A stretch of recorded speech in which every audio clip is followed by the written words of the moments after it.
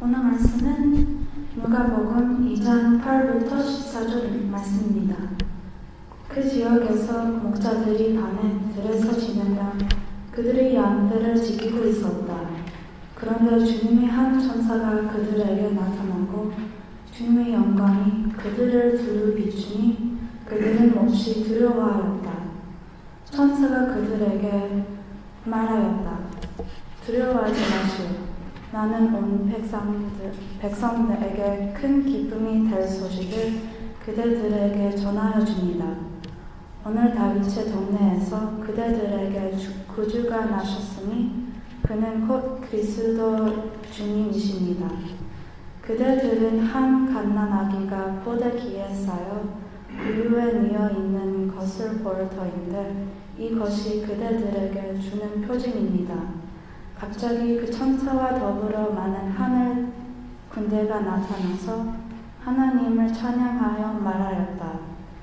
더없이 높은 곳에서는 하나님께 영광이요 땅에서는 주님께서 좋아하시는 사람들에게 평화로다. 네. 자, 성탄절 이야기는 하나님이 사람이 되신 일에 관한 이야기입니다. 기독교는 단순히 하나님을 믿는 종교가 아니라 하나님이 존재하고 있고 또 하나님이 전지전능한 하나님이 이 세상을 다스리신다라고만 고백하는 종교가 아닙니다. 거기에 그치지 않습니다. 기독교는 그 하나님이 사람이 되셨다. 이게 기독교 신앙의 정수입니다. 그냥 하나님이 계시고 하나님이 천지만물을 만드시고 인간의 역사를 주관하시고 자연을 다스리시고 계신다. 이게 다가 아닙니다. 그렇게 믿는 사람들은 많은데 기독교라는 종교의 특징은 그 하나님이 사람이 되셨다라는 겁니다. 이것이 작년까지 제가 크리스마스 때 했던 얘기입니다. 이 얘기가 작년까지 크리스마스 때는 제가 항상 이렇게 얘기했습니다. 그런데 올해 들어서 우리 안에 있는 가짜 하나님 죽이기 시리즈 설교하면서 그 시리즈 설교를 준비하면서 좀 말을 바꿔야 되게 생긴 겁니다. 하나님이 사람이 되신 게 아니라 하나님의 사랑이 사람이 되신 겁니다.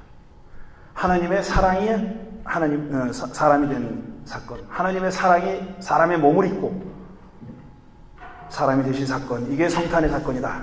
이렇게 말씀드리는 것이 옳습니다. 또 몇 년 후에는 뭐라고 다르게 얘기할지 모르지만 현재 스코어는 그렇습니다. 어쨌든 현재 스코어는 하나님이 사람이 되셨다에 그치지 않고 하나님의 사랑이 사람이 되셨다. 이겁니다. 예수 탄생 이야기는 처녀가 아이를 낳았다. 이런 현대 과거로는 도저히 불가능하다고 여겨지고 초자연적이라고 믿어지는 그런 이야기를 강제로 강요해서 믿으라고 하는 얘기가 그런 이야기가 아닙니다. 오래전에 이런 일이 있었다고 제가 한두 번 말씀드렸는데 코미디언 구봉서 씨가 돌아가셨죠. 이분은 성탄 시즌에 자기 연예인 교회라는 데 다녔었잖아요. 이분이 연예인 교회 집사 때 일이랍니다. 구역 식구들이 모여서 구역 성경 공부를 하는데 성탄 시즌이니까 예수님의 탄생 이야기를 읽었답니다. 그 본문을 읽었는데 처녀가 동정녀가 탄생했다고 나오잖아요. 그러니까 한 사람이 계속 트집을 잡았대요. 이게 말이 되냐? 어떻게 처녀가 잉태를 하냐? 말도 안 되는 소리다. 막 트집을 잡았다고. 이거 어떻게 믿느냐? 성경은 다 믿을 수 없다. 이것 때문에. 구봉서 씨가 한참 그 논쟁을 듣고 있다가 한마디로 딱 잘라서 이 논쟁을 정리해버렸다고 합니다. 뭐라고 그랬냐면은 야, 지서방이 괜찮다는데 왜 네가 난리야? 라고 얘기했대요. 복음서에 나오는 예수님의 탄생 이야기에는 참 많은 사람이, 여러 사람이 등장합니다. 우선 마태복음만 봐도 예수님의 족보로 시작합니다. 마태복음은 예수의 탄생 이야기를 족보로 시작하는데 여기에는 눈에 띄는 4명의 여성이 등장합니다. 족보에 여자의 이름이 들어간다. 이건 얼마 전까지만 해도 우리나라에서도 불가능했던 얘기입니다. 다 남자 이름만 올렸었죠. 유대인들도 우리 한국 사람들처럼 굉장히 남아 선호, 남자들 위주의 사회니까 여자가 족보에 들어가는 경우가 없었습니다. 그런데 예수님의 족보에는 4명의 여자가 이름을 남겼습니다. 그런데 그 여자들이 다 이 속세의 눈으로 보면, 세속의 눈으로 보면 다 문제가 있는 사람들입니다. 다말, 라합, 룻, 우리아의 아내 이렇게 적혀 있습니다. 다말, 라합, 룻, 그 다음에 밧세바인데 밧세바는 이름도 안 밝히고 우리아의 아내라고 그렇게 전하고 있습니다. 다말은 창세기 38장에 등장하는 유다의 며느리입니다. 시아버지와 동침해서 자식을 낳았죠. 긴 얘기는 할 수 없습니다. 그러나 시아버지랑 동침해서 자녀를 낳은 말하자면 말도 안 되는 천륜을 어긴 그런 여자입니다. 율법에 따르면 당시의 율법만 따라서도 죽어마땅한 그런 여자였죠. 근데 그 여자가 바로 예수님의 족보에 올라와 있습니다. 라합과 룻은 모두 이방 여자입니다. 라합은 에집트에서 탈출한 이스라엘 사람들이 여리고성에 당도했을 때 정탐꾼들을 숨겨준 기생입니다. 여리고성의 기생이죠. 그러니까 이방인에다가 또 게다가 기생이었던 겁니다. 성매매하는 여인이었어요. 그 다음에 룻은 모압 여자입니다. 이스라엘 남자와 결혼한 모압 여자. 이방인이에요. 이 사람도. 우리아의 밧세바는 우리가 잘 알다시피 다윗과 불륜의 관계를 맺었다가 나중에 왕비가 된 여자죠. 이 네 사람은 하나같이 소위 문제가 있는 그런 여인들입니다. 그 다음에 등장하는 사람들이 세 명의 동방 박사들, 그 다음에 헤롯 왕입니다. 이 박사들은 별의 인도를 받아서 먼 길을 여행한 끝에 아기 예수께 찾아와서 경배하고 예물을 바친 사람들입니다. 이 사람들이 동방 박사들이고, 그 다음에 헤롯 왕은 이 동방 박사들이 분위기 파악을 못하고 가나안 땅에 와서 팔레스타인에 와가지고 헤롯 왕을 찾아가서 유대인의 왕으로 나시니가 어디서 나셨습니까? 라고 물어봤어요. 근데 헤롯 왕이에요, 말대로. 근데 자기가 버젓이 눈을 뜨고 살아있는데 왕이 누가 자기가 모르는 왕이 태어났다 그러니까 깜짝 놀란 거죠. 그래가지고 박사들의 거짓말합니다. 어디서 태어났는지 당신들이 가서 경배하고 나한테 알려주시오. 나도 가서 경배하게 라고 얘기한 사람이죠. 그런데 박사들이 알고 다른 길로 집으로 돌아가니까 베들레헴의 인근에 그때 그 즈음에 태어난 2살 이하의 어린아이들을, 남자아이들을 다 죽였습니다. 우한의 싹을 자른다고 해가지고 이 헤롯 왕은 그 어린아이들이 몇 명이나 되었는지 알 수 없지만 어쨌든 수많은 아이들을 죽였고, 그래서 어머니들로 하여금 통곡하게 만들었던 그런 자입니다. 그 다음에 등장하는 대제사장과 율법학자들, 바로 이 사람들은 헤롯 왕 옆에 있었습니다. 이 사람들은 헤롯이 야, 메시아가 어디서 나는지 빨리 성경책을 뒤져서 빨리 나한테 알려다오 라는 명령을 내리니까 이 사람이 자기들이 가지고 있는 지식을 가지고, 학식을 가지고 예언서를 샅샅이 뒤진 끝에 구세주가 베들레헴에서 태어나게 되어 있다고 헤롯 왕에게 알려준 사람입니다. 지식으로 보면 동방 박사들 어깨를 견줄 만한 그런 사람들이 바로 이 자들입니다. 율법학자들과 제사장들, 대제사장들. 이런 일을 했습니다. 그 다음에 마태복음의 마지막으로 등장하는 사람들은 누구냐 하면 헤롯에 의해서 자식들을 잃은 부모들입니다. 이들의 목소리는 들리지 않습니다.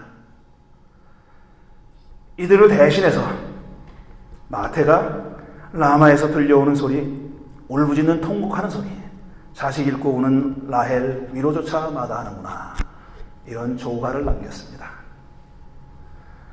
그냥 하루아침에 영문도 모르고 2살 이하의 자녀를, 남자아이를 가진 부모들은 이렇게 통곡했습니다. 하루아침에 독재자에 의해서 자식을 잃은 겁니다. 누가복음으로 넘어오면 가장 먼저 목자들이 등장합니다. 이들은 베들레헴 근처 들에서 밤새 양을 치고 있다가, 양을 지키고 있다가 천사들이 나타나서 아기 예수의 탄생을 전하자 여관으로 달려가서 강보에 쌓여 구유에 누워있는 아기 예수를 보고 경배했던 사람입니다. 누가복음에 따르면 첫 번째로 제일 먼저 아기 예수를 만났던 사람들이 바로 이 목자들입니다. 그 다음에 등장하는 사람들이 시므온과 안나라는 사람이 있습니다. 시므온은 남자고 안나는 여자입니다. 그들은 예수가 탄생한 후 8해 만에 요셉과 마리아가, 그러니까 부모님이 아기 예수를 할례를 베풀기 위해서 예루살렘 성전에 올라갔을 때 거기 있다가 아기 예수를 만난 사람들입니다. 시므온은 죽기 전에 구세주를 보리라는 약속을 받고 하나님의 약속을 받고 날마다 성전에 나가서 기다리고 있었답니다. 그러다가 마침내 아기 예수가 오는 것을 보고 그를 품에 안고 감격해서 이렇게 찬양했습니다. 주여 이제는 말씀하신 대로 이 종은 평안히 눈을 감게 되었습니다. 주님의 구원을 이 눈으로 보았습니다. 만민에게 베푸신 구원을 보았습니다. 그 구원은 이방인들에게는 주의 길을 밝히는 길이 되고 주의 백성 이스라엘에게는 영광이 됩니다. 이런 찬양을 불렀습니다. 그리고 나서 이 시므온이 예수의 어머니 마리아에게 이런 예언의 말도 남겼죠. 이야기는 수많은 이스라엘 백성을 넘어뜨리기도 하고 일으키기도 할 뿐입니다. 이야기는 많은 사람들의 반대를 받는 표적이 되어 당신의 마음은 예리한 칼에 찔듯이 아플 것입니다. 구세주의 어머니는 아픈 운명을 타고난 겁니다. 이 말에 따르면, 시므온의 예언에 따르면 이 어머니는 그 아기 때문에 평생 아픔을 가지고 살게 돼 있는 그런 어머니였습니다. 안나는 나이 많은 예언자였다고 합니다. 늘 금식하고 기도하면서 하나님을 섬기다가 아기 예수를 만난 다음에 그 아기에 대해서 사람들에게 이야기했다. 이렇게 전해지고 있습니다. 지금 말씀드린 이 사람들이 바로 아기 예수의 탄생과 직접적으로 혹은 간접적으로 관련되어 있는 사람들입니다. 이들의 면면은 매우 다양하죠. 최고의 권력을 가지고 있는 사람들에서부터 보잘것없는 목자들에 이르기까지, 그리고 또 자식을 잃은 부모님에 이르기까지 참 다양한 사람들이 예수의 탄생과 직접적으로 혹은 간접적으로 연결되어 있습니다. 지금도 그때나 마찬가지로 세상에는 참 다양한 사람들이 살고 있습니다. 이 사람들이 아기 예수의 탄생을 다 똑같이 받아들이고 똑같이 반응했다고는 생각하지 않습니다. 지금도 마찬가지입니다. 아기 예수의 탄생 소식이 어떤 사람에게는 기쁜 소식이 될 수 있지만 또 다른 사람에게는 참 고통스러운 소식이 될 수 있습니다. 자, 이런 기쁜 소식이 어떻게 고통스러운 소식이 될 수 있고 또 고통스러운 소식이 어떻게 기쁜 소식일 수 있을까? 제가 아주 어렸을 때, 그러니까 한 21, 서너 살 됐을 때 제가 처음에 이제 보수교단에 있다가 기장교회로 갔잖아요. 향림교회로 갔는데 얼마 안 있어서 거기서 무슨 그 신앙 강좌 같은 거를 제가 조직하게 됐습니다. 뭐 얼마 안 됐는데 신참인데 워낙에 출중하니까 제가 인물도 출중하고 율법학자들처럼 아는 것도 많으니까 이거 그대로 받아들이면 안 돼요. 어디 가서 그 사람, 그 목사가 그렇게 얘기하더라. 이러시면 안 됩니다. 그러니까 무슨 신앙 강좌를 조직했어요. 근데 그 중에 참 인상적인 강의가 있었습니다. 박종화 교수님이 강의한 건데, 이제 선교에 관한 이야기를 하다가, 뭐 선교에 관한 얘기는 다 잊어버렸어요. 제가 다 무슨 얘기인지 모르겠는데, 어떻게 악인들에게 혹은 불의한 권력자들에게 심판이냐, 그 사람들한테는 복된 소식이 아니잖아요. 하나님의 정의에 따르면 그 사람 심판받아야 되는 거예요. 그게 어떻게 복된 소식이 되겠어요? 없는 사람이 생기고 낮았던 사람이 올라가고 존귀하게 되고 이게 복이라고 생각하는데, 그 사람들은 지금 존귀한 자리에 있는 거예요. 높은 자리에 있는 사람들이 나락으로 떨어지는 것이 심판이잖아요. 근데 그게 어떻게 복이 되냐 이거예요. 근데 그 양반은 이렇게 말장난 같은데 이렇게 얘기하더라고요. 그런 분들에게는 심판의 축복이 필요합니다. 이렇게 얘기하더라고요. 심판의 축복이 필요하대요. 그런 사람들은 그냥 있는 대로 사는 것이 복이 아니라는 거예요. 사람들은 정말 아픈 맛을 보고 자기가 얼마나 잘못하고 사는지를 깨달아야 되는데, 그건 하나님이 심판하는 방법을 통해서만 그렇게 하신다. 그 대신 하나님은 반드시 세컨 찬스를 주시는 분이다. 그랬어요. 그렇게 얘기하시더라고요. 그게 마지막 파이널이 아니라는 거예요. 하나님이 심판하시는 게 마지막이 아니라는 거예요. 그 사람에게 오히려 회개할 수 있는 기회를 주는 게 심판이에요. 왜냐하면 다른 기회를 여러 번 주신 거예요. 그러나 못 깨닫는 거예요. 그 사람이 안 깨닫기를 거부하는 거죠. 그러니까 그게 하나님으로부터 오는 사인이라는 걸 거부하는 거예요. 좋은 이야기들은 다 회개하라 뭐 이런 얘기들은 다 거부하는 거예요. 이럴 때 하나님이 마지막으로 베푸시는 축복이 뭐냐면 그를 나락으로 떨어뜨리는 거다. 저는 지금 불쌍한 사람들이, 억울한 사람들이 나락으로 떨어지는 그 얘기하는 거 아닙니다. 불의하게 권력을 누리는 사람, 남을 짓밟고 못살게 구는 사람들에게 하나님이 베푸시는 축복은 그를 빈손으로 돌려보내는 거다. 마리아의 노래, 그 얘기를 하시더라고요. 너무나 당연한 얘기인데 깜짝 놀랐어요. 야, 그런 사람에게 그게 축복이구나. 깜짝 놀랐습니다. 헤롯 왕에게 그런 기회가 있었던 겁니다. 바로 헤롯 왕에게 그런 기회가 있었죠. 그는 로마 황제의 권력을 등에 업고 자기 지역 안에서 무소불위의 권력을 행사하던, 막강한 권력을 행사하던 독재자 왕이었습니다. 하지만 그가 동방박사에게 보인 모습을 보면 그의 권력이 얼마나 허약하고 취약하다는 걸 보여줍니다. 애기 하나 태어났다 그러는데 깜짝 놀란 거예요. 그냥 알지도 못하는 박사라 그러는데 뭐 박사라 뭐 닥터라 그랬겠어요? 그러니까 그냥 동방에 지혜로운 사람이 와가지고 야 메시아 뭐 유대인의 왕으로 태어날 분이 어디서 태어났어? 그 한마디에 깜짝 놀란 거예요.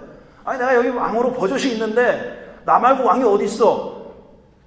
그게 이미 성인이 돼서 반란을 일으키는 사람이 아닙니다.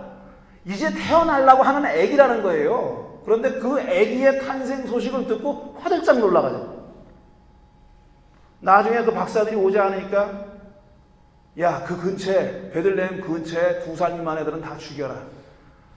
폭력은 이런 과도한 폭력은 두려움에서 나오는 거죠. 폭력이 심해질수록 끝장에 가까이 가고 있는 겁니다. 헤롯은 그래서 끝장났잖아요. 곧 끝장납니다. 이 사람의 권력은 바로 끝장납니다. 이런 사람에게 예수의 탄생 소식은 좋은 소식이 아니라 복된 소식이 아니라 두려운 소식이었고 그것이 바로 복된 소식입니다. 다음은 대제사장과 율법학자들. 이방인이 동방박사들은 별의 인도를 따라서 예수께 와서 경배를 했습니다. 그런데 유대인 학자였던 대제사장과 율법학자들은 헤롯의 의도를 짐작했을 겁니다. 야, 메시아가 어디서 태어난다고 예언되어 있냐? 찾아보라고 했을 때 이 사람들이 알았겠죠. 왜 찾아보라고 그랬는지. 그 옆에 있었으니까. 왜 찾아보라고 그랬는지 알았을 거예요. 아예 죽이려고 그러는구나. 알았겠죠. 근데 이 사람들은 결국은 찾아줍니다. 베들레헴입니다. 이렇게 알려줘요. 지난 반년 동안, 그러니까 정확히 얘기하면 4개월 동안 우리 금요 독서 모임에서 책을 읽었습니다. 이게 현경 교수의 신의 정원에 핀 꽃들, 뭐 정확한가 제목이 잊어버렸는데 그거 하고 그 다음에 에드워드 사이드의 오리엔탈리즘을 읽고 싶었는데 너무 두껍고 번역이 엉터리라고 해가지고 다른 책을 읽었어요. 그 에드워드 사이드에 관한 책을 많이 배웠습니다. 현경 교수가 자기가 1년 동안 그 재정적인 서포트를 받아가지고 무슬림 국가들을 여행한 거예요. 그래서 거기 여행하면서 여인들을 여자들을 만났어요. 여자들 특히 거기서 그러니까 그 이슬람 체제가 굉장히 가부장적이잖아요. 그 다음에 굉장히 그 정통이라고 소위 정통이라고 하는 여자들은 굉장히 낮은 위치에 속해 있습니다. 여전히 거기서 여성 운동을 하는 여성들을 만나서 인터뷰하고 쓴 책이 기획문이에요. 그런 책 거기서도 많이 배웠거니와 이제 에드워드 사이드에 관한 책을 읽으면서도 많이 배웠어요. 거기서 제가 읽은 부분이 프란스 파농이라는 사람이 있어요. 프란스 파농이라는 유럽 사람이죠. 불란서 사람인데 이제 불란서 알제리 해방 운동을 하던 사람이고 의사입니다. 이 사람은. 근데 이 사람이 어떤 얘기를 하냐면은 이 피식민지, 그러니까 알제리입니다. 자기 입장에서 보면 알제리, 불란서의 식민지, 알제리 사람들 가운데서 알제리 지식인들이 있는데 지식인들 가운데서는 그야말로 프랑스의 이 제국주의적인 그런 침략과 지배를 도와주는 사람들이 있다는 거예요. 우리는 말하면 친일파 지식인이에요. 그런 사람들을 colonized intellectual이라고 불렀습니다. 그러니까 식민화된 지식인들이에요. 그런 사람들보다는 파농이 뭐라고 얘기하냐면 건달이 더 낫다 그랬어요. 건달이. 룸펜 프롤레타리아. 자꾸 이런 말씀 안 나는데 저기에서 잠깐 그 사람이 한 거야. 그 사람이 제가 한 게 아니라 그 사람이 얘기한 거예요. 그러니까 룸펜 프롤레타리아는 뭐냐면은 그야말로 일자리 없는 사람들 얘기하는 거 쉽게 얘기하면 그런 사람들이 훨씬 해방운동 반제국주의 해방운동 하는 데는 필요한 사람들이다. 도움이 된다 이렇게 얘기해요. 그러니까 지식을 가지고 있으나 저 불란서에 도와주는 사람들 거기 친일파 지식인터는 그렇게 하는 사람들보다는 차라리 건달들이 훨씬 더 낫다는 얘기예요. 그 말이 맞는지 아닌지 모르겠어요. 과학적으로 증명을 해야 되는 거고, 그 다음에 역사를 살펴봐야 되는 것이지만, 제가 지금 하고 싶은 얘기는 뭐냐면, 이 대제사장들과 율법학자들이 바로 colonized intellectual이었던 거예요. 혈호당 옆에서 어디서 태어나 인마 빨리 얘기해! 그러니까 막 뒤져가지고 베들레헴입니다.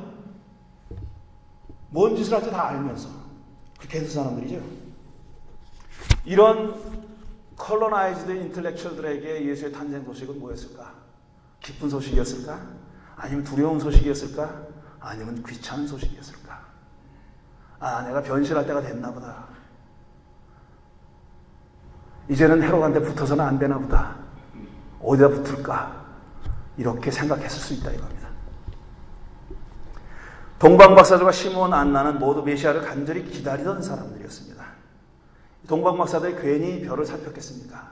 뭔가 간절한 염원이 있으니까 별을 살피다가 별의 인도를 받고 아기 예수께 온 겁니다.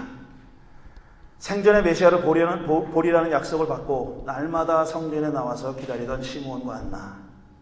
이 사람들은 동방 박사들과 방법은 달랐지만 구세주를 간절히 기다렸다는 점에서는 똑같은 사람들입니다. 그때뿐 아니라 지금도 이런 사람들이 있죠. 세상에는 이런 사람들이 늘 있어 왔습니다. 뭔지 모르지만 새로운 시대가 와야 된다. 새로운 세상이 와야 된다라고 기다리는 사람들이 늘 있습니다. 마지막으로 목자들입니다. 이 사람들은 당시 최하층 사람들입니다. 우리 목자라고 하면 늘 목가적으로 생각하시면 안 돼요. 이스라엘에서 목자는 정말 최하층 사람입니다. 이 사람들은 율법을 지키지 못해요. 이 사람들에게 율법은 계명이 아니라 사치입니다. 사치. 안식이라고 양떼를 몰고 나가지 않을 수 없어요. 풀을 먹여야 되고 물을 마시게 해야 됩니다. 이 사람들은 태생적으로 율법을 지키지 못하는 사람들이고, 그래서 죄인으로 낙인 찍히는 사람들입니다. 이 사람들은 성전에 예배에 참석 못합니다. 법정에서 증언도 못합니다. 이게 이 사람들이에요. 이 사람은 목자들이에요. 이 목자들이 그날도 밤새고 들에 나가서 양떼들을 지키고 있다가 천사들이 나타나서 알려줬다는 겁니다. 그리고 막 달려가 봤더니 아주 허름한 여관에 한 아이가 포대기에 쌓여 있는 거예요. 누더기 포대기에 쌓여서 그 더러운 구유에 누워있더라. 그게 구세주라는 얘기를 들었을 때 이 사람들은 어떤 생각을 했을까? 그 소식은 이 목자들에게 어떤 의미로 다가왔을까? 구세주가 나만도 못한 자리에 오는구나. 나는 그래도 이불이나 덮고 자는데, 텐트 안에서 자는데, 이게 말밥통 위에서, 그 더러운 말밥통 위에 있는 이 아기가 구세주라니, 저는 굉장한 친화력을 느꼈을 것 같습니다. 야, 이거 뭐 예수 탄생, 뭐 구세주, 뭐 어쩌고 메시아 뭐 했던 사람들, 다 이런 그림 그렸던 사람이 어디 있습니까? 베들레헴에서 안 되는 것만 알았지, 베들레헴의 5성급 호텔이었을 거라고 생각했을 거 아니에요. 구세주인데, 하나님의 아들인데, 말밥통에 오리라고 누가 생각했겠어요? 근데 그 말밥통에 누워있는 아기가 바로 구세주라는 걸 알았을 때 이 목자들은 저 같으면 너무나 감격했을 것 같아요. 야, 하나님이 정말 제가 파시네? 진짜 멋진 양반이네? 우리들까지 품어주시는구나. 안식일 법 지키는 게 사치였던 우리들까지 하나님이 이렇게 품어주시는구나. 사람들이 배척하고 너희들은 다 경계 바깥에 있는 사람들이다 라고 낙인 찍을 때 저 위에 계시는 분들은, 저 위에 계시는 분은 우리 이렇게 품어주시고 안아주시고 너희들이 내 자식이라고 얘기해 주는구나. 이들에게 예수의 탄생 소식은 기대하지 않고 있다가 느닷없이 닥친 놀라운 소식이었을 겁니다. 여러분에게 아기 예수의 탄생 소식은 어떤 소식입니까?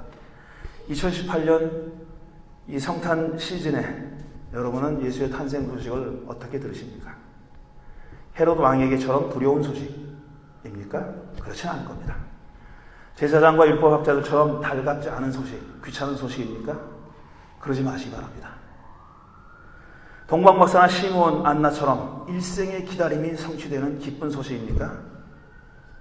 그렇다고 말하면 거짓말입니다. 우린 일생 그분을 기다리지 않았어요. 오히려 목자들처럼 느닷없이 기대하지 않았는데 닥쳐온 의외의 소식이기가 쉽습니다. 그 얘기를 들었을 때 갑자기 가슴이 뛰고 설레고 막 찬양에 막 그냥 할 줄도 모르는 노래가 터져나오는 그런 소식이기가 십상입니다. 우린 이 사람들이 이후에 어떤 삶을 살았는지 짐작할 따름입니다. 헤롯은 죽는 날까지 권력 투쟁하면서 하루도 안 편한 날이 없다가 결국은 죽습니다. 대제사장들과 율법학자들은 복음서를 보면 이 사람들이 예수를 졸졸 쫓아다니면서 꼬투리를 잡아서 어떻게 하면 이자를 죽일 수 있을까 그걸 궁리했던 사람들입니다. 동방박사는 아마 무사히 고향에 돌아가서 그때의 감격을 되새기며 살았겠죠. 시므온과 안나는 평생 소원을 풀었습니다. 드디어 평생 가지고 있던 소원을 풀고 기쁜 마음으로 눈을 감았을 겁니다. 시므온과 안나는 그런 사람들이었고 저는 목자들이 어떻게 살았을까 궁금합니다. 이 사람들이 그런 감격을 안고 어떻게 살았을까. 저는 이 목자들의 모습을 예수님이 살아생전한 3년 동안 공생의 생활을 하시면서 이름도 없이 예수를 따라다니면서 공배했고 그러니까 도와줬고 먹을 것 차려드리고 옷 빨아드리고 예수님이 말씀하시는 자리 펴드리고 그런 일을 했던 수많은 이름 없는 사람들, 이름 없는 민초들이 바로 이 목자들이었다고, 목자들과 같은 사람들이었다고 저는 짐작합니다. 이 사람들 덕분에 복음이 사그라질 듯 하다가도 꿋꿋이 다시 되살아났고 다시 피어났습니다. 바로 이름 없는 이 사람들 덕분에 우리에게까지 복음이 전파된 겁니다. 여러분도 사도가 아닙니다. 이름 있는 사람들이 아니에요. 교부들이 아니에요. 바로 이런 사람들 때문에 우리에게까지 주님의 기쁜 소식이 전해진 겁니다. 이게 끝입니까? 그렇지 않습니다. 예수의 탄생에 직간접적으로 관련 있는 사람들은 이 사람들이 다가 아닙니다. 한 사람들 남아 있습니다. 바로 자식을 잃은 부모들입니다.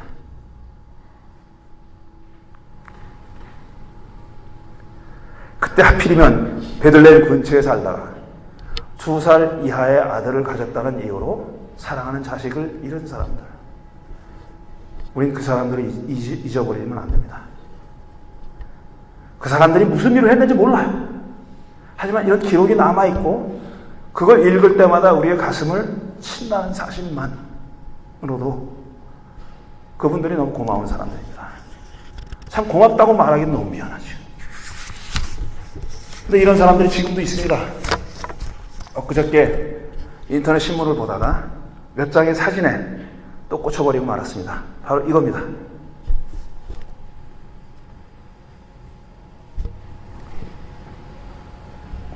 세월호 참상을 하고 5번째 성탄절이랍니다. 이번에도 또 모여가지고 저렇게 몇 분의 기독교인들, 많지 않은 기독교인들이 모여서 이분들과 함께 성탄 예배를 드렸습니다.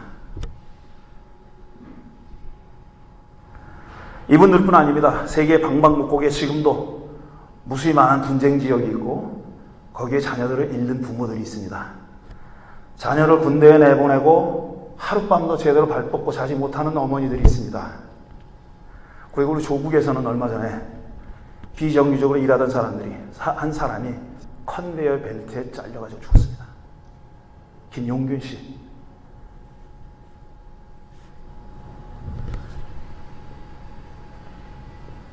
권력을 휘두르는 사람처럼 돼서는 안 되고 지식이나 팔아먹는 사람들처럼 돼서는 안 되고 평생을 기다렸던 사람은 우리는 아니고 그 다음에 느닷없이 기쁜 소식을 들은 사람들이죠. 우리는 정말 예상하지 않고 있다가 기쁜 소식을 들은 사람들입니다. 그런데 이 기쁜 소식이 거저 주어지는 게 아니고 이제부터 우리가 만들어야 할 기쁜 소식이죠. 그렇다면 사진에서 보는 사람들에게도 제발 6번째 성탄절은 아무런 이 한이 남지 않는, 슬픔의 고통의 응어리가 남지 않는 좀 이렇게 해원이 되는, 한이 풀리는 그런 성탄절이 됐으면 좋겠습니다. 그렇게 되려면은 우리가 기쁜 소식을 만들어야 됩니다. 우리가 놓여있는 자리가 어디든 상관없습니다. 어떤 자리에 앉아서든지 이 소식이 기쁜 소식이 될 수 있도록 우리가 능동적으로 일을 해야 됩니다. 하나님이 주시는 거겠지가 아니라 우리가 만들어 나가야 되는 소식입니다. 이제는 아기 예수의 탄생이 정말 세상 모든 사람들에게 기쁜 소식이 될 수 있도록 여러분 모두 이 성탄절에 다시 한번 다짐하시기를 바랍니다. 여러분 다시 한번 메리 크리스마스. 기도하겠습니다.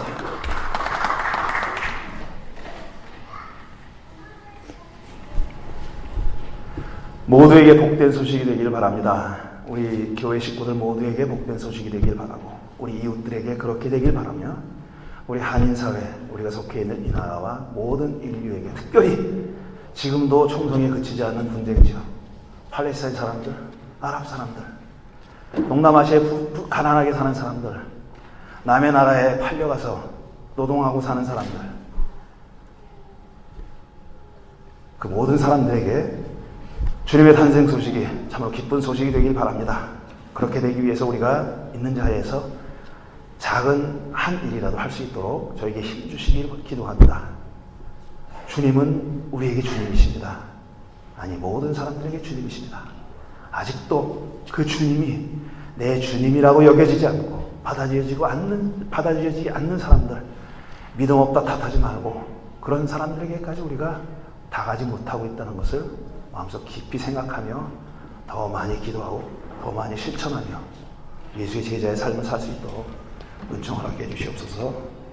예수님의 이름으로 기도하옵나이다. 아멘.